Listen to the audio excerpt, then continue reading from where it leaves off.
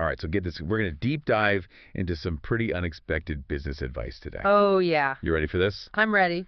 We've got this fascinating YouTube video.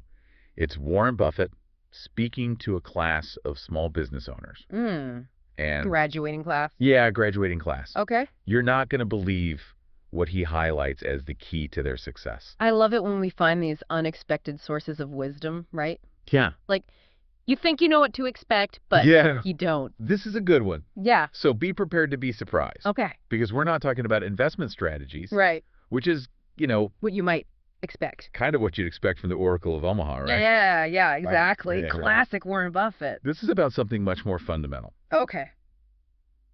I'm intrigued. Buffett uses these incredible stories, and I mean incredible stories, Okay. of a furniture mogul and a rental car titan. Wow. People who started with like $2,500 and just built empires. Oh. And you want to know the common thread? Yeah, lay it on me.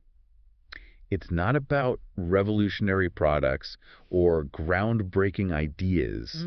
It's all about the customer experience. It's fascinating, isn't it? It is. In a world just overflowing with options, Totally. what really makes a business stand out, Yeah. Buffett seems to be saying it's not just what you're selling, but Mm. how you make the customer feel The whole throughout the entire experience. Yeah. Okay, so let's unpack this a little. All right, let's do it. Buffett starts with Rose Blumkin, Okay. who arrived in the U.S. in 1917. All right. Couldn't speak English, couldn't read or write, Oh, and literally had a tag around her neck saying no way. Fort Dodge, Iowa, Wow. which is where the Red Cross sent her Oh, wow. to reunite with her husband. Wow, what a story. Right. That's amazing. Okay, so she saves for 20 years, Okay. finally opens her furniture store in 1937, Okay. and sells it to Buffett himself in 1983 for a cool $60 million. Right, Rose. That's incredible. And it gets even better. It does. That business, the Nebraska Furniture Mart, I've heard of that. it's still thriving today Oh, under the fourth generation of her family. that's a legacy. I know, it's crazy, right? Yeah. But okay, so she worked hard. Right. She built a business. Sure. What's so special about that? Well, that's where it gets interesting. Okay. Buffett chose this story very deliberately Okay. because Rose's success wasn't about some fancy degree or complex business plan. He actually emphasizes how Rose was known for offering incredibly low prices, Okay. often selling below cost. Wow. Now, you might think, well, that's not sustainable. No, right. But the key was her incredible volume. Okay. She could afford to sell below cost because she had such a massive customer base, I see. which she built by offering unbeatable deals and outstanding customer service. Wow. It's a classic example of high volume, low margin, made possible by keeping her customers incredibly happy. So she understood the power of attracting a huge customer base by offering amazing deals. Right. It's a bit counterintuitive, isn't it? It is. Selling below cost, but making it up in volume. Yeah. It's kind of risky. It is a risk. I guess it shows that sometimes you have to take risks and challenge conventional wisdom. Exactly. Yeah. And Buffett points out how Rose was known for personally walking customers through the store, answering questions, and offering advice even late into the evening. Wow. She really put in the work. She did. I mean, she wasn't just selling furniture. Right. She was building relationships. Yeah. And those relationships were the foundation of her success. Okay, so Rose proves you don't need a formal education or a revolutionary product to build a successful business. Right. What about this rental car guy, Jack Taylor? Okay. Yeah. I heard Buffett actually tried to buy his company and was turned down. He did. Really? Jack Taylor, the founder of Enterprise Rent-A-Car, Yeah. politely declined Buffett's offer. Wow.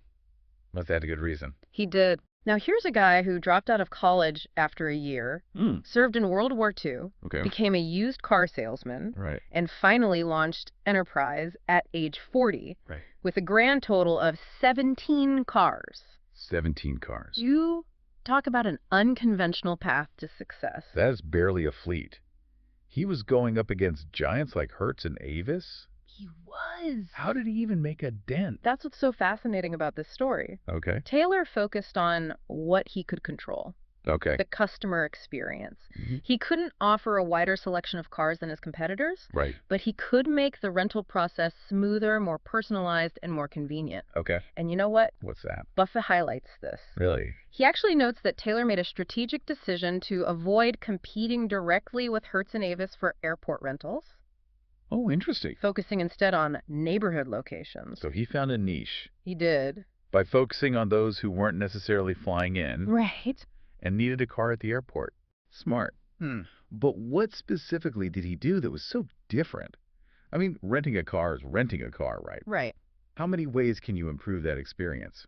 Well, for one, Taylor pioneered the idea of picking customers up at their homes or offices, Oh, wow. which was unheard of at the time. Yeah. And remember, this was long before ride-sharing apps became commonplace. Yeah, that's true. He also implemented a rigorous customer service training program, Okay. empowering his employees to go the extra mile to make renters happy. It was those small touches, that personalized service, Yeah. that set Enterprise apart. Okay, so I see what you mean. Yeah. It was about creating a different feeling, a different experience, Right. even if the core product, the rental car, was essentially the same.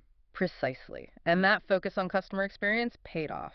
It did. Taylor built Enterprise into a company worth more than all of its major competitors combined. Whoa. It's a testament to the power of differentiation through service. Yeah. Even in a seemingly ordinary industry. That's incredible. Right. From 17 cars to an industry titan, Yeah. it really makes you think about what's possible when you prioritize the customer experience. Absolutely.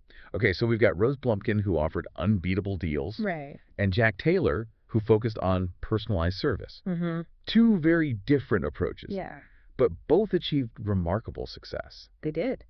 So what's the underlying principle here? That's a great question. What's Buffett really driving at? I think it goes beyond just customer service. Okay. It's about understanding your target market deeply, Okay. identifying their specific needs and pain points, Uh-huh. and then tailoring your entire business around meeting those needs in a way that truly delights them. Okay, so it's not just about being nice to your customers. Right. It's about a deep understanding of their needs Mm. and exceeding their expectations. Exactly. I'm starting to see the bigger picture here. I think that's what makes Buffett's insights so valuable. He's not just telling us to be customer-centric.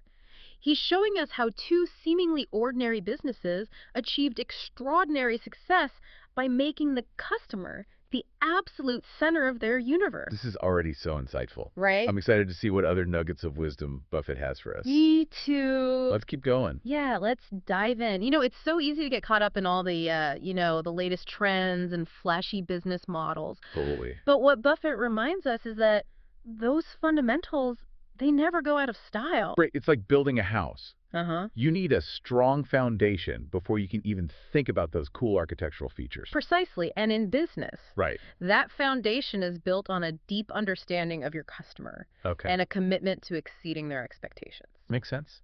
Buffett actually uses this really powerful analogy in the video. Oh, yeah. He talks about how he sees businesses as economic castles. Okay. And the most successful ones have built these moats around them. Moats. Yeah, moats that protect them from competition. That's interesting. I never thought of it that way. Yeah. What kind of moats are we talking about here? Like patents or proprietary technology? Or But not necessarily. Those can be important. Okay. But Buffett is talking about something much more fundamental. Okay. What's that?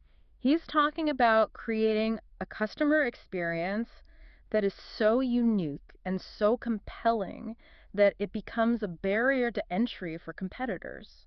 Like a moat. Yeah, exactly, like a moat. Okay, I like that. Yeah. So like with Rose Blumkin, Uh-huh. her moat wasn't her product, it was her pricing strategy Right. combined with that personalized service. Exactly. Nobody else could match her combination of low prices and genuine customer care. Yeah, that's tough to beat. It is. So her moat was almost like a culture of customer obsession, It was. which is hard to replicate, Yeah. especially for bigger companies. It is. What about Jack Taylor? What was his moat? Taylor's moat was built on convenience Okay. and personalized service. Right. Remember, he focused on those neighborhood locations, picking customers up at their homes or offices. Yeah. This created a level of convenience that the airport-focused rental giants Yeah. simply couldn't match. Right. And his focus on empowering employees to go the extra mile Yeah. built a reputation for exceptional service. So it's like both of these entrepreneurs built moats based on how they made customers feel. Yeah. Valued, appreciated, taken care of. Exactly. That makes a lot of sense. Yeah, It's not just about the product, it's about the whole experience. precisely. And that's what makes it so difficult to replicate. Because, Competitors can copy your product, sure, they can undercut your prices, right, but they can't easily replicate the emotional connection you build with your customers. right. It's like trying to copy a recipe. Uh-huh. You might get the ingredients right, Hmm. but you can't quite capture that same taste, Yeah. that same feeling. That's a great analogy. I thought so. And I think that's what Buffett is getting at. Awesome.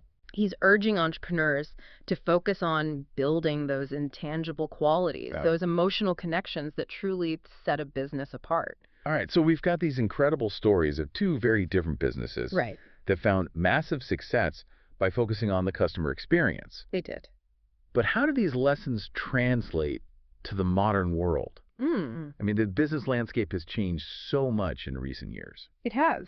So how do we apply these principles in a world of e-commerce, social media, instant gratification? That's the million-dollar question, isn't it? It is. And I think the answer lies in adaptation. Okay. The principles remain the same: understanding your customer, exceeding their expectations, building those emotional connections. Yeah. But the methods, they evolve. So we need to find new ways to translate those core principles into a digital environment.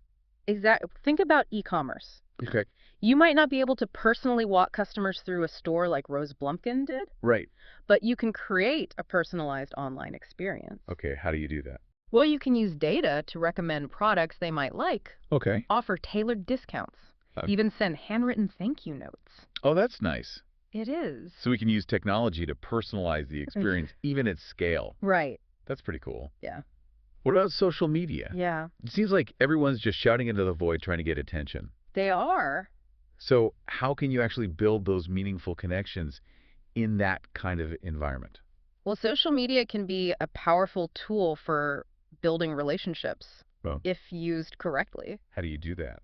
Well, it's not just about broadcasting your message. Okay. It's about engaging in authentic conversations, All right. responding to comments, answering questions. Yeah. Be helpful and responsive. Right. Use social media to showcase your brand's personality. Mm-hmm. Tell stories, connect with your audience on a human level. So it's about using social media to humanize your brand Right. and build authentic relationships. Exactly. It's not just another advertising platform. Right. I get it. Mhm. What about this idea of instant gratification, though? Yeah. It seems like people want everything now.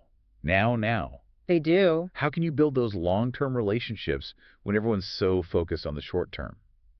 That's a great question. And I think the answer lies in exceeding expectations Okay. at every touch point. Okay. Being proactive, anticipating your customers' needs before they even realize they have them, Okay. surprising them with unexpected value, All right. going the extra mile, even when it's not required. So it's like finding ways to delight them at every step of the journey, Uh-huh. even in those small moments. Right. It's not just about the big gestures, it's about those little touches that make them feel special. Exactly. And that's where creativity comes in. Okay? You have to think outside the box, Right. find ways to differentiate yourself in a crowded market. Yeah, it's tough out there. It's not enough to just meet expectations anymore. Right. You have to exceed them consistently if you want to build that lasting loyalty. So it's a combination of using technology to personalize the experience, Right. building those authentic connections on social media, Hmm. and constantly finding ways to delight customers, Yeah, even in those small moments. exactly. Okay, I'm starting to see how those fundamental principles can be applied in the modern world. And it's important to remember that this is an ongoing process. Oh, You have to be constantly evolving, right. adapting to changing customer needs and expectations. Yeah, I mean, the business landscape is constantly shifting, it is. and the companies that thrive Yeah. are the ones that are agile and adaptable. So it's not just about finding the right formula and sticking with it. Right. It's about being willing to experiment, to learn, to iterate, and to constantly improve. Exactly. That's pretty inspiring, actually. It is. It's a reminder that success is not a destination, it's a journey. Uh-huh. And it's a journey best traveled with a relentless focus on the customer. I love that. It's pretty amazing. Yeah. You know, as we've been unpacking these stories, Yeah. it's become clear that success isn't about, Right. some magical formula or some No, secret sauce. It's not. It's about, It's about grit, determination, yeah, and a genuine passion for serving others. totally. And recognizing that, Yeah. every challenge, every setback Right. is an opportunity for growth and learning. It is. Buffett actually touches on this in the video. He does. He talks about how failure is an inevitable part of the journey. Right. But it's how we respond to those failures that really defines us. Yeah. I mean, think about it. Yeah. Did Rose and Jack just like have it easy? Did they just... Did they never face any major setbacks? Right, were they just lucky? No, they absolutely faced setbacks. Okay. I mean, remember Rose had to flee her home country. Right. Rebuild her life in a new land. Yeah. Overcome significant cultural and language barriers. Yeah, that's huge. Huge. And Yeah. Jack, well, he started his business during a recession. Oh, wow. Not exactly the ideal time to launch a new venture. Yeah. But the point is, they both viewed those challenges Yes. as opportunities to learn and adapt. So it's not about avoiding failure. No. It's about having that resilience Yes. to bounce back, to learn from those experiences, to come back stronger. And I think Yeah. that's what separates Yeah. those who succeed Right. from those who give up. Okay, so it's not just about personal grit then, right? It's also about... Well, I think that resilience often comes from having a strong support system. Okay. People who believe in you and your vision. Yeah. Buffett actually emphasizes the importance of surrounding yourself with the right people. Okay. Yeah. He even says, it's better to hang out with people better than you are. Pick out associates whose behavior is better than yours, and you'll drift in that direction. I love that. It's good advice. So it's not just about personal grit, it's also about building a team. Right. People who inspire and challenge you to be your best. Which makes you realize how important mentorship and collaboration are. It's huge. It really is. I think that's one of the most valuable takeaways from this whole deep dive. Yeah. Success is rarely a solo act. It's Yeah. about surrounding yourself with the right people, Yeah. learning from those who have come before you, and constantly striving to improve. Okay, so we've talked about building moats, Right. adapting to the modern world, developing resilience. Yeah.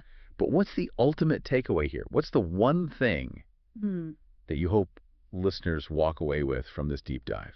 I hope they walk away with a renewed appreciation for the power of customer centricity. Yeah. I mean, it's not just a buzzword. No. It's a philosophy It's a way of life. that can truly transform a business. I think so. Whether you're a seasoned entrepreneur or just starting out, Right. remember that success isn't about chasing profits or market share. Okay. It's about creating genuine value for your customers and building relationships that last. And remembering that those relationships are built on Right. small, consistent actions. They are. It's not just about those big gestures or those Yeah. flashy marketing campaigns. Mm-hmm. It's about showing up every day and finding ways to make your customers feel valued Yes. and appreciated. I think about my own experiences as a customer. Yeah. What are the businesses that I keep going back to? Right? What makes them so special? It's a good question. Chances are it's not just the product or service they offer, Right. but the way they make you feel. Yeah. It's that sense of connection, Totally. that feeling of being valued that keeps you coming back for more. Absolutely. And that's something that we can all apply. We can. No matter what industry we're in, what role we play. It's about finding ways to make a positive impact Yeah. on the people we interact with. Right. Make their day a little brighter. I love that. To build connection. Yeah. That go beyond the transactional. Exactly. And that's what makes this whole journey so rewarding. Yeah. It's not just about building successful businesses. Right. It's about building meaningful relationships Totally. and making a positive difference in the world. Well said. To our listeners, I hope this deep dive has inspired you Me too. to rethink your approach to business, Yeah, to put the customer at the center of everything you do, absolutely. and to never underestimate the power of those small, consistent actions Those little things. that create lasting loyalty Yeah. and build a legacy that extends far beyond the bottom line. Well said. Thanks for joining us, and until next time, Yeah. keep diving deep.